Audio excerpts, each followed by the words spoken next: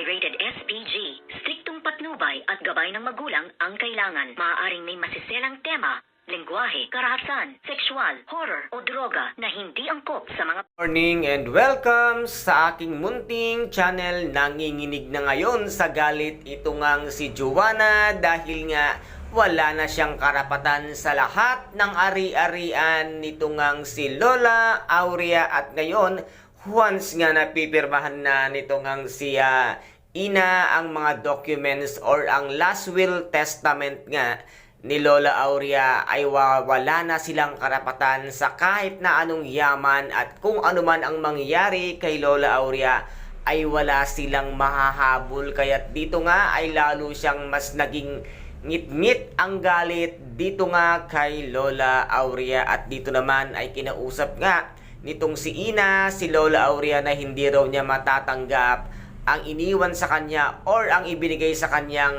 trabaho, at lalong-lalo na ang ibigay sa kanya ang food court ng mga De La Cuesta. At sinabi naman dito ni Lola Aurea na kaya mo yan at kaya ko ibinigay sa iyo para maisalba ang kumpanya, at alam ko na once na ikaw na ang umahawak nito ay maaayos ang lahat nga ng problema. Kung kaya't dito nga ay baka maisipan na nitong si Ina na pirmahan nga ang last will testament para maging effective na ito on the spot, na talagang si Ina ang tagapagmana ng lahat ng ari-arian ng mga De La Cuesta, at siya ang magiging bagong CEO ng De La Cuesta Corporation or Food Court nga ngayon.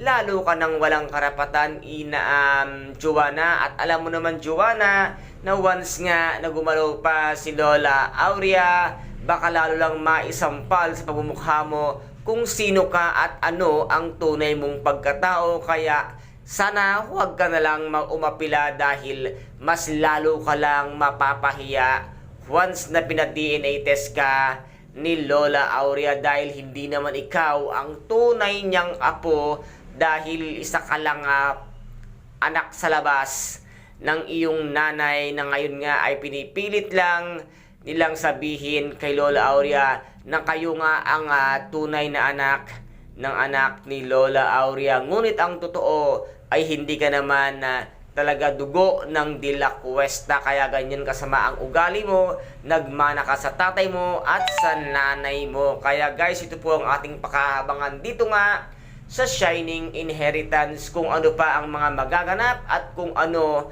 ang gagawin nga nitong si Ina, kung siya nga ba ay uupo na bilang isang CEO ng De La Cuesta Company. Kaya guys, ito po ang ating pakaabangan dito nga sa Shining Inheritance. Kung nagustuhan po ninyo ang aking videos for today, paki-subscribe na lamang po ng aking channel, paki-like and share para maging update kayo sa lahat ng gagawin kong videos. Maraming salamat po. Ingat, God bless, and bye-bye!